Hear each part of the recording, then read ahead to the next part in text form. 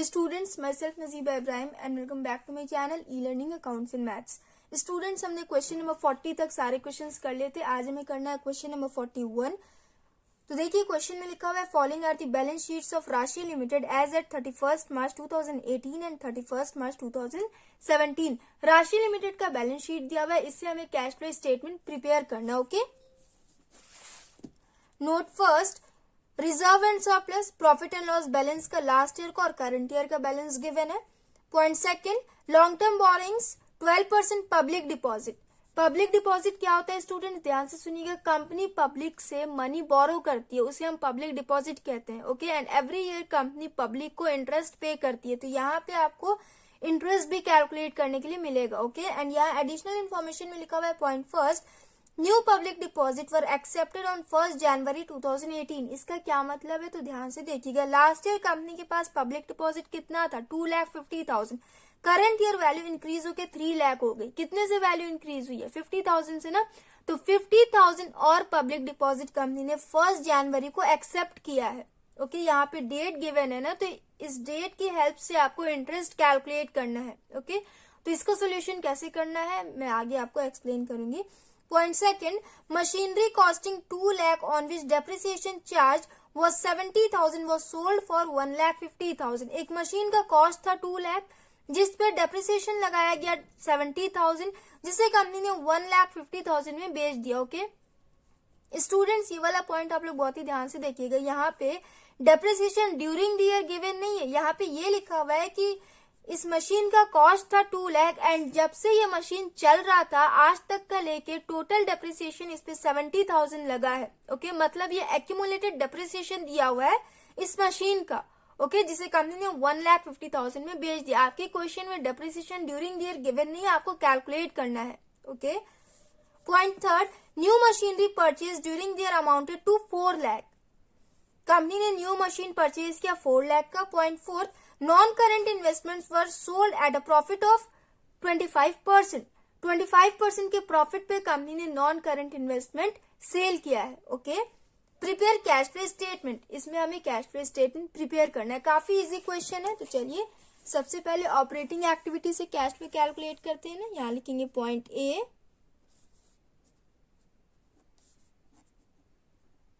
Cash flow from operating activities.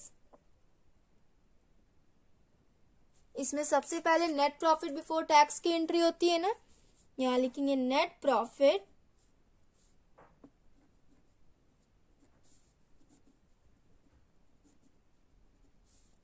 Before net profit before tax. Okay, तो इससे हम अलग से वर्किंग नोट में कैलकुलेट करते हैं ना।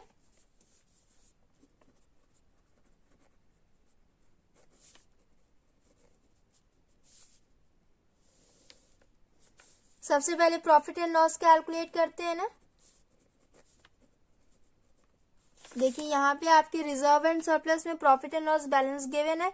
लास्ट ईयर नेगेटिव बैलेंस दिया हुआ है 2,50,000। करंट ईयर में भी नेगेटिव बैलेंस है 1,70,000। तो current year minus previous year करते हैं ना, तो यहाँ हो जाएगा माइनस 1,70,000 माइनस, फिर ब्रैकेट में हो जाएगा माइनस 2,15,000। ऐसे हो जाएगा ना, तो ये हो जाएगा माइनस 1,70,000 माइनस माइनस प्लस 2,15,000। इसे सॉल्व करिए, ये हो जाएगा 45,000। प्रॉफिट एंड लॉस बैलेंस आया आपका 45,000। इसमें हम जनरल रिजर्व को ऐड करते हैं, तो आपके क्वेश्चन में जनरल रिजर्व गिवन है नहीं, डिविडेंड भी दिया नहीं हुआ है, प्रोविजन फॉर टैक्स भी गिवन नहीं है, तो आपका नेट प्रॉफिट बिफोर टैक्स हो जाएगा 45,000। ओके, तो यहां लिखेंगे 45,000। उसके बाद नॉन कैश आइटम्स का एडजस्टमेंट करते हैं ना, तो यहां लिखेंगे एडजस्टमेंट्स ऑफ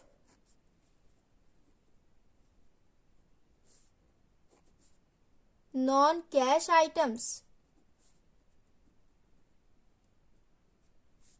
ओके, तो देखिए सबसे पहले शेयर कैपिटल की एंट्री इसमें होती नहीं है। रिजर्व एंड सरप्लस की एंट्री हमने ऑलरेडी कर रखी है। लॉन्ग टर्म बोरोइंग्स में ये वाला पॉइंट ध्यान से देखिएगा, लॉन्ग टर्म बोरोइंग्स में 12% पब्लिक डिपॉजिट दिया हुआ है। ओके, तो ये पब्लिक डिपॉजिट पे कंपनी इंटरेस्ट भी पे करेगी, एवरी ईयर कंपनी इंटरेस्ट पे करती है इस पे। तो interest paid non cash item में आता है। 12% के हिसाब से इस पे हमें इंटरेस्ट कैलकुलेट करना है। तो इसका कैलकुलेशन आप लोग बहुत ही ध्यान से देखिएगा स्टूडेंट्स। देखिए स्टूडेंट्स, कंपनी के पास अप्रैल से लेके दिसंबर तक 2,50,000 डिपॉजिट था ना, उसके बाद 1 जनवरी से कंपनी ने और डिपॉजिट एक्सेप्ट किया है। तो पहले हम अप्रैल से लेके दिसंबर तक 2,50,000 पे इंटरेस्ट कैलकुलेट करेंगे, उसके बाद 3 लाख पे कैलकुलेट करेंगे। ओके, तो ध्यान से देखिएगा, अप्रैल टू दिसंबर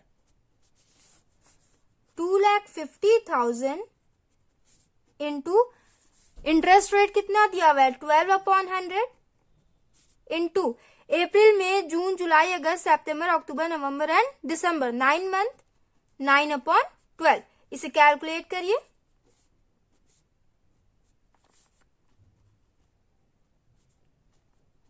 ये हो गया 22,500।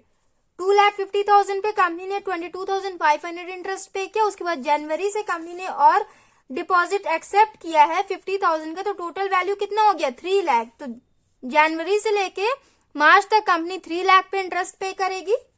तो पूरे एक साल में कंपनी ने कितना पब्लिक डिपॉजिट पे इंटरेस्ट पे किया वो हमें कैलकुलेट करना है। तो यहां देखिए 3 लाख इंटू 12/100 इंटू 3/12 जनवरी फरवरी and March is equal to 3 3 9। ये आया 31,500। करंट ईयर में कंपनी ने 31,500 इंटरेस्ट पे किया। इंटरेस्ट पेड आपका नॉन कैश आइटम में आता है। कंपनी ने पेमेंट किया, एक्सपेंस हुआ, एक्सपेंसेस को हम ऐड करते हैं तो ये हो जाएगा ऐड इंटरेस्ट पेड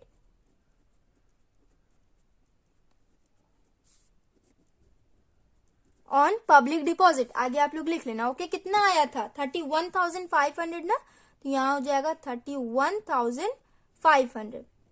ये हो गया स्टूडेंट्स। इसके बाद देखिए ट्रेड पेबल की एंट्री इसमें होती नहीं है। नॉन करंट एसेट पे अगर डिप्रिसिएशन लगाओ तो उसकी एंट्री होती है। तो यहां देखिए हमें एसेट अकाउंट बनाना होगा। सेल किया है कंपनी ने एंड उसके बाद एक और न्यू मशीन कंपनी ने परचेज किया है, डिप्रिसिएशन एक्यूमुलेटेड डिप्रिसिएशन दिया है। तो इन सब की एंट्री करने के लिए हमें अलग से वर्किंग नोट में एसेट अकाउंट बनाना होगा ना। तो यहां देखिए हम बनाएंगे मशीनरी अकाउंट। इसका कैलकुलेशन बहुत ही ध्यान से देखिएगा स्टूडेंट्स। यहाँ पे जो डेप्रिसिएशन दिया हुआ है 70,000, बहुत से बच्चे इस 70,000 को यहाँ पे लिखेंगे नॉन कैश आइटम में, उसकी एंट्री करेंगे तो उनका रॉन्ग हो जाएगा। क्यों रॉन्ग हो जाएगा? क्योंकि यहाँ पे डेप्रिसिएशन ड्यूरिंग द ईयर की एंट्री होती है, एक्यूमुलेटेड डेप्रिसिएशन की एंट्री यहाँ नहीं होती है। ओके, तो ध्यान से इसका कैलकुलेशन देखिएगा। सबसे पहले opening balance and closing balance लिख लेंगे। तो फिक्स्ड एसेट में आता है ना मशीनरी, फिक्स्ड एसेट का देखिए ओपनिंग बैलेंस दिया हुआ है 5 लाख एंड क्लोजिंग बैलेंस 6,90,000। तो यहां लिखेंगे to balance BD 5 lakh by balance CD 6,90,000। ये हो गया। उसके बाद देखिए आपके एडिशनल इंफॉर्मेशन में थर्ड पॉइंट में देखिए लिखा हुआ है new machinery purchase during the year amounted to 4 lakh. Company ने 4 लाख का न्यू मशीन परचेज किया। तो सेल्स की एंट्री इधर करते हैं, परचेज की एंट्री इधर करते हैं ना। तो यहां देखिए लिखेंगे टू बैंक ब्रैकेट में हो जाएगा परचेज 4 लाख। ऐसे तो आपने परचेज कैलकुलेट किया था, पीछे के जितने भी क्वेश्चंस थे उसमें आपने परचेज अमाउंट कैलकुलेट किया था, बैलेंसिंग फिगर लिखते थे यहाँ, बट यहाँ पे ऑलरेडी आपका गिवन है 4 लाख परचेज अमाउंट। ओके, उसके बाद देखिए एक मशीन का कॉस्ट था 2 लाख जिसपे टोटल डेप्रिसिएशन लगा 70,000, उसे कंपनी ने 1,50,000 में बेच दिया। तो ये वाला जो डेप्रिसिएशन है ये कहाँ यूज होगा? ये जो मशीन को कंपनी ने बेचा है, इसको बेचने पे कंपनी को प्रॉफिट हुआ है कि लॉस हुआ है, ये कैलकुलेट करने के लिए 70,000 का यूज होगा। ओके, तो देखिए 2 लाख कॉस्ट था मशीन का, जिसपे टोटल डेप्रिसिएशन लगा 70,000, तो मशीन का वैल्यू कितना निकल के आया 1,30,000। 1,30,000 वाली मशीन को कंपनी ने 1,50,000 में बेचा है, तो कंपनी को प्रॉफिट हुआ ना, कितने का 20,000 का कंपनी को इस मशीन को बेचने पे प्रॉफिट हुआ। ओके, तो इसकी एंट्री करेंगे। कंपनी ने 1,50,000 में बेचा है, तो यहां लिखेंगे बाई बैंक, ब्रैकेट में हो जाएगा सेल्स। ओके, 1,50,000 एंड बेचने पे कंपनी को प्रॉफिट हुआ है, तो प्रॉफिट ऑन सेल की एंट्री हम इस साइड करते हैं ना, यहां लिखेंगे 2 गेन ऑन सेल 20,000। ये हो गया, प्रॉफिट की भी एंट्री हमने कर ली, सेल्स की भी एंड परचेज की भी। उसके बाद और कोई पॉइंट की एंट्री इसमें होगी नहीं, तो देखिए टोटल करेंगे 5 लाख प्लस 4 लाख प्लस 20,000, ये हो जाएगा 9,20,000। उसके बाद इसे टोटल करिए 6,90,000 प्लस 1,50,000,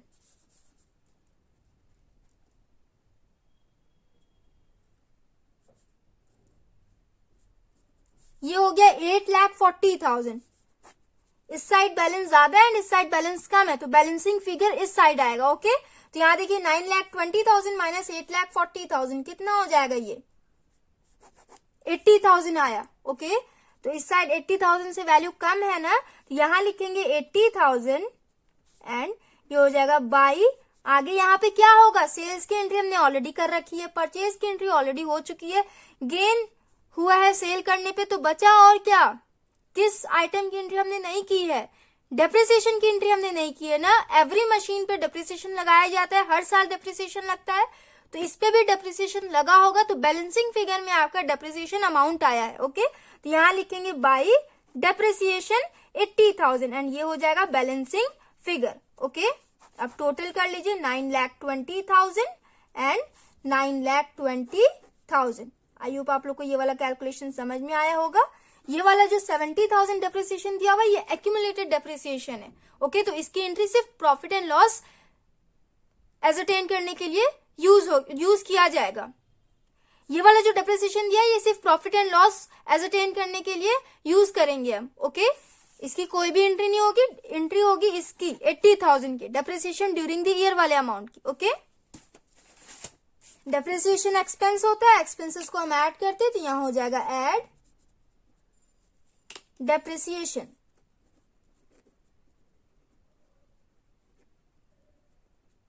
$80,000। स्टूडेंट्स, अगर आपके क्वेश्चन में एक्यूमुलेटेड डेप्रिसिएशन का opening balance and closing balance given होता, तो उसके लिए हम अलग से provision for depreciation account maintain करते, बट यहाँ पे सिर्फ एक मशीन का एक्यूमुलेटेड डेप्रिसिएशन गिवन था, तो इसलिए इसकी कोई भी एंट्री नहीं होगी। ओके, आई होप आप लोगों को समझ में आया होगा, कंफ्यूज नहीं हुए होंगे आप लोग। उसके बाद देखिए और किस पॉइंट की एंट्री होगी, तो ये मशीन को कंपनी ने जो बेचा है, इस पे कंपनी को प्रॉफिट हुआ है 20,000 का, तो इस प्रॉफिट की भी एंट्री करेंगे ना। इनकम्स एंड प्रॉफिट्स को हम लेस करते हैं, तो ये हो जाएगा less gain on sale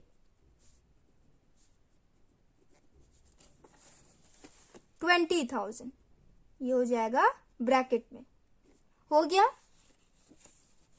machinery account से रिलेटेड हमने यहाँ पे एडजस्टमेंट कर लिया। उसके बाद देखिए नॉन करेंट इन्वेस्टमेंट दिया हुआ था, अगर इस इन्वेस्टमेंट को बेचने पे प्रॉफिट हुआ या फिर लॉस हुआ, ऐसा कोई इन्फॉर्मेशन आपके क्वेश्चन में गिवन है, तो उस केस में भी आपको नॉन करेंट इन्वेस्टमेंट अकाउंट बनाना होता है। तो देखिए यहाँ पे कंपनी ने नॉन करेंट इन्वेस्टमेंट बेचा है, तो उस पर 25% का कंपनी को प्रॉफिट हुआ है। ओके, तो इसे भी सॉल्व करते हैं। सबसे पहले नॉन करेंट इन्वेस्टमेंट अकाउंट हम बनाएंगे।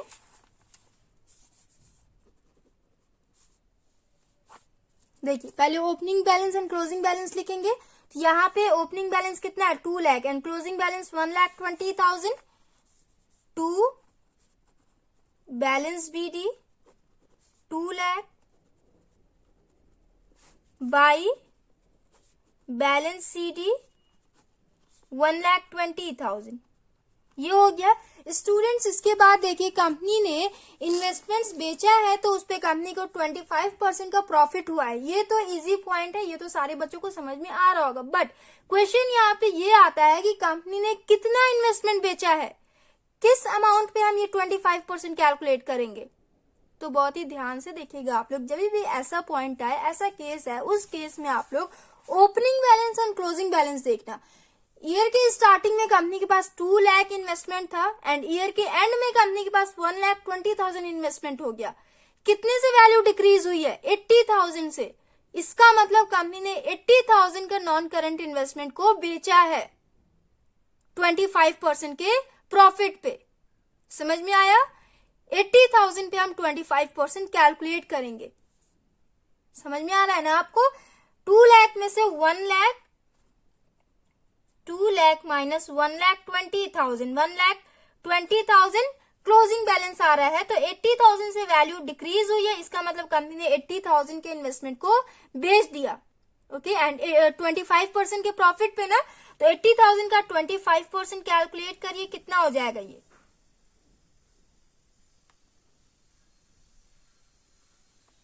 20,000।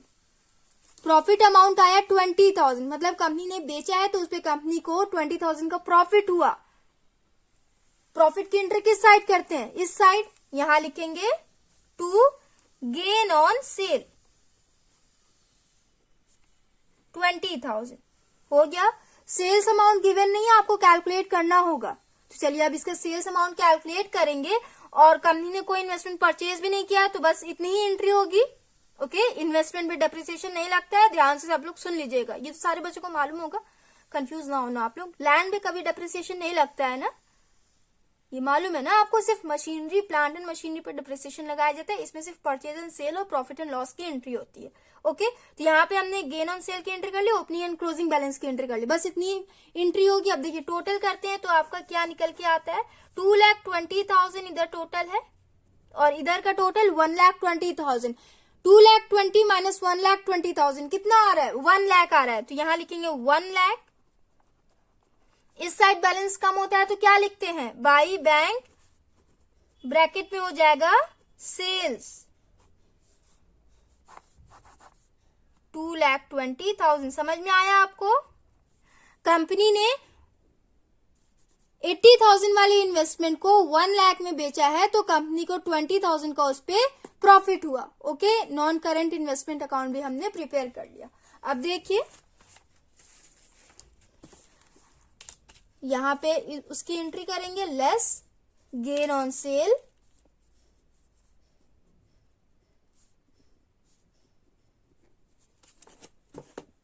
ब्रैकेट में हो जाएगा 20,000।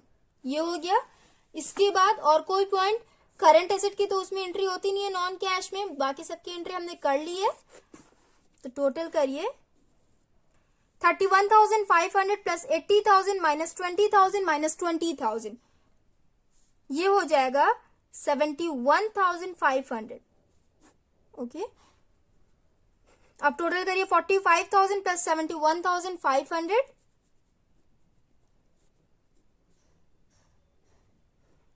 ये हो जाएगा 1,16,500। ये आया आपका ऑपरेटिंग प्रॉफिट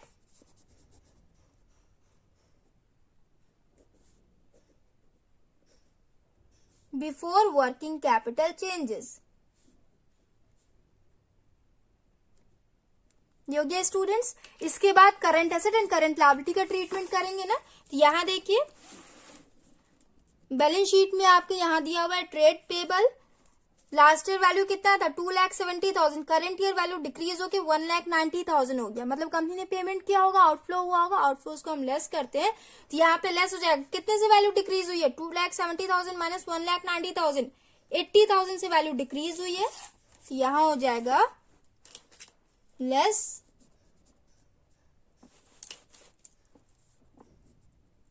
ट्रेड टेबल 80,000। उसके बाद और कोई करंट लायबिलिटी गिवन नहीं है तो इसे हम टोटल कर लेंगे। इसके बाद करंट एसेट का ट्रीटमेंट करेंगे। यहाँ देखिए इन्वेंट्री लास्ट ईयर वैल्यू कितना था 2,80,000, करंट ईयर वैल्यू इंक्रीज होके 4,60,000 हो गई। मतलब कंपनी ने और इन्वेंट्रीज परचेज किया है तभी वैल्यू इंक्रीज हुई है। तो कंपनी ने परचेज किया होगा तो आउटफ्लो हुआ होगा, इस वजह से इसे हम लेस करेंगे। 4,60,000 माइनस 2,80,000 कितने से वैल्यू इंक्रीज हुई है 1,80,000 से। यहां लिखेंगे लेस इन्वेंट्रीज, ब्रैकेट में हो जाएगा 1,80,000, ये हो गया। इसके बाद ट्रेड रिसीवेबल, स्टूडेंट्स आप नोट्स में चेक करिए, ट्रेड रिसीवेबल में 2 पॉइंट्स गिवन है, sundry debtor and bills receivable. तो यहां से आप लोग करिएगा, ओके। डायरेक्ट यहां से आप करेंगे तो हो सकता है आपका रॉन्ग हो जाए। यहाँ सन्ड्री डेटर्स में देखिए लास्ट ईयर वैल्यू था 50,000, करंट ईयर वैल्यू इंक्रीज होकर 1,80,000 होगी, वैल्यू इंक्रीज हुई है इसकी भी। तो जब भी करंट एसेट की वैल्यू इंक्रीज होती है तो उसे हम लेस करते हैं ना। कितने से वैल्यू इंक्रीज हुई है 1,80,000 माइनस 50,000, 1,30,000 से वैल्यू इंक्रीज हुई है, तो इसे हम लेस करेंगे। सन्ड्री डेटर्स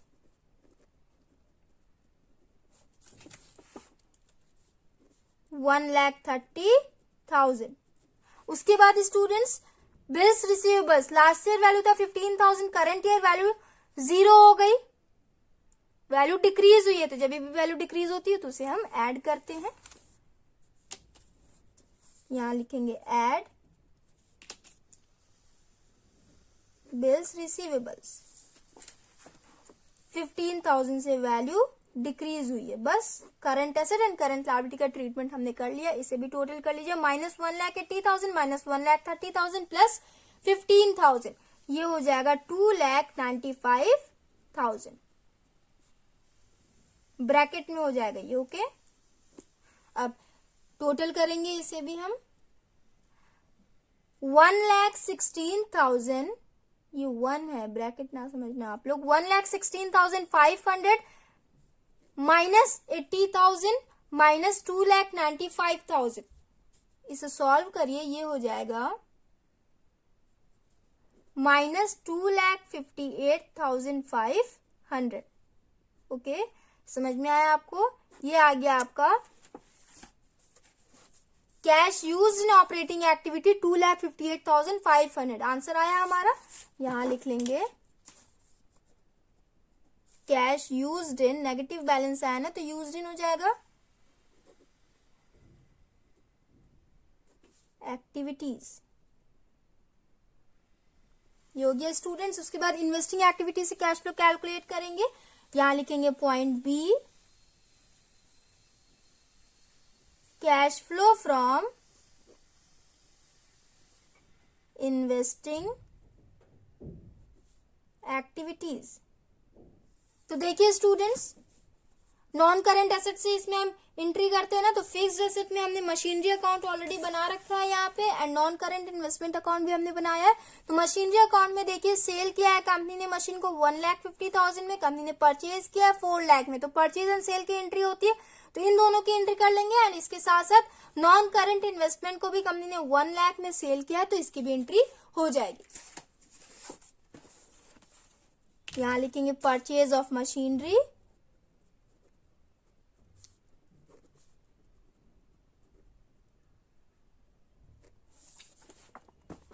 $4 लाख परचेज किया कंपनी ने, आउटफ्लो हुआ होगा तो ये हो जाएगा ब्रैकेट में। उसके बाद sales of machinery,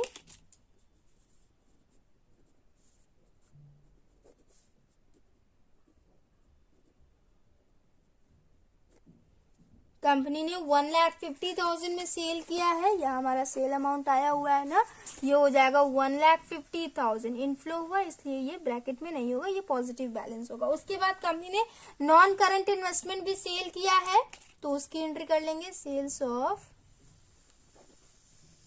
non current investments. कितने में बेचा है कंपनी ने 1 लाख में, यहां हमने कैलकुलेट किया था ना 1 लाख आया था, तो यहां लिखेंगे 1 लाख,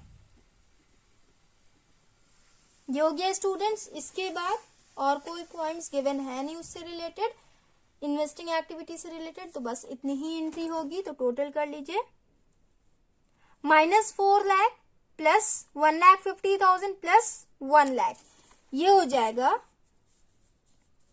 माइनस 1,50,000। ब्रैकेट में हो जाएगा 1,50,000 एंड यहां लिखेंगे कैश यूज्ड इन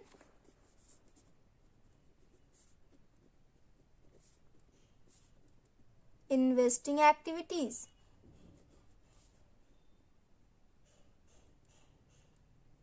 हो गया स्टूडेंट्स, आंसर चेक करिए, यहां लिखा हुआ है cash used in investing activities 1,50,000। अब हम फाइनेंसिंग एक्टिविटी से कैश फ्लो कैलकुलेट करेंगे। Point C, cash flow from financing activities. इसमें देखिए सबसे पहले शेयर कैपिटल की एंट्री होती है ना, तो यहां देखिए शेयर कैपिटल में लास्ट ईयर वैल्यू था 8 lakh, current year value increase होकर 12 लाख हो गई, मतलब कंपनी ने और शेयर्स इश्यू किया है तभी वैल्यू इंक्रीज हुई है शेयर कैपिटल की। कितने से वैल्यू इंक्रीज हुई है? 12 लाख माइनस 8 लाख, 4 लाख से वैल्यू इंक्रीज हुई है, इनफ्लो हुआ, तो इसकी एंट्री करेंगे हम।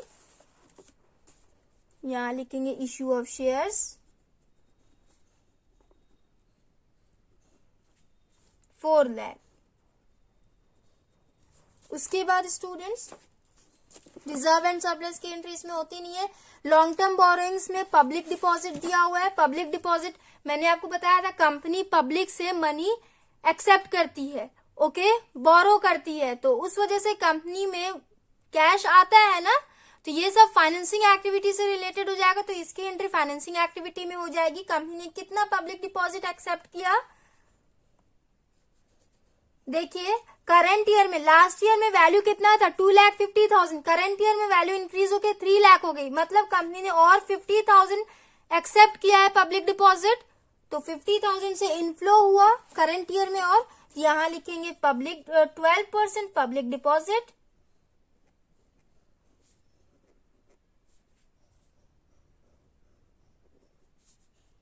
$50,000। उसके बाद इस पब्लिक डिपॉजिट पे कंपनी ने इंटरेस्ट भी पे किया है, यहां लिखा 12 रेट दिया हुआ ना 12%, तो मतलब कंपनी ने इस पे इंटरेस्ट भी पे किया होगा, तो इंटरेस्ट पेड की एंट्री हम फाइनेंसिंग में करते हैं ना, तो यहां हो जाएगा इंटरेस्ट ऑन पब्लिक डिपॉजिट।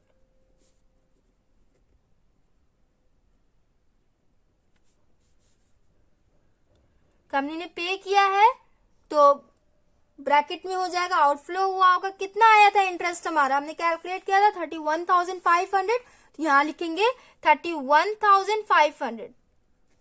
हो गया, बस इतनी ही एंट्री होगी इसमें, बाकी इन सब की एंट्री होती नहीं है और कोई पॉइंट गिवन नहीं इससे रिलेटेड। तो देखिए टोटल कर लेंगे, 4 लाख प्लस 50,000 माइनस 31,500, ये हो जाएगा 4,18,500, 4,18,500। आंसर चेक कर लीजिए, कैश फ्रॉम फाइनेंसिंग एक्टिविटीज 4,18,500। यहां लिखेंगे हम cash flow from financing activities. इसके बाद स्टूडेंट्स इन तीनों एक्टिविटीज को हम टोटल करते हैं ना, तो वो भी कर लेंगे। देखिए ऑपरेटिंग एक्टिविटी माइनस में आया है, तो यहां हो जाएगा माइनस 2,58,500। उसके बाद देखिए इन्वेस्टिंग एक्टिविटी भी माइनस में आया है 1,50,000, तो यहां हो जाएगा प्लस एंड ब्रैकेट में हो जाएगा माइनस 1,50,000। उसके बाद फाइनेंसिंग एक्टिविटी पॉजिटिव बैलेंस आया था 4,18,500, तो ये हो जाएगा प्लस 4,18,500। इसे सॉल्व करिए, कितना हो जाएगा ये, माइनस 2,58,500 माइनस प्लस माइनस, ये हो जाएगा 1,50,000 प्लस 4,18,500। ये देखिए माइनस माइनस प्लस होता है ना, तो इसे हम प्लस करेंगे एंड यहाँ साइन हो जाएगा माइनस का।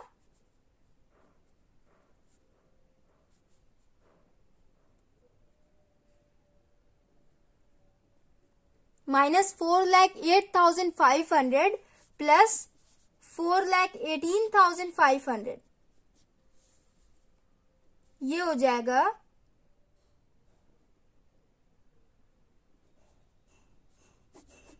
10,000। माइनस 4,08,500 प्लस 4,18,500, इसे सॉल्व करिए हो जाएगा 10,000। पॉजिटिव में आंसर आया तो यहां लिखेंगे net increase in cash equivalence, ये हो जाएगा 10,000। उसके बाद स्टूडेंट्स इसमें हम ओपनिंग बैलेंस को ऐड करते हैं ना, तो यहां देखिए कैश इक्विवेलेंस का प्रीवियस ईयर का बैलेंस कितना है 60,000, तो ये करंट ईयर का ओपनिंग बैलेंस हो जाएगा। तो इसमें हम 60,000 को ऐड करेंगे, यहां लिखेंगे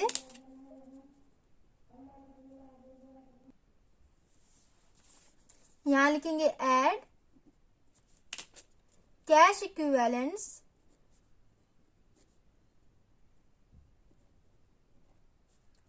in the beginning of the year।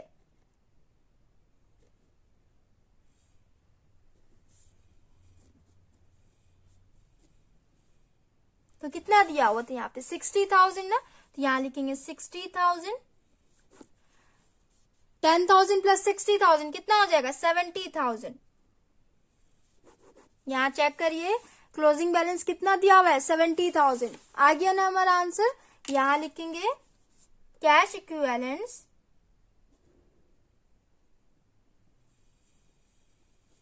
At the end of the year.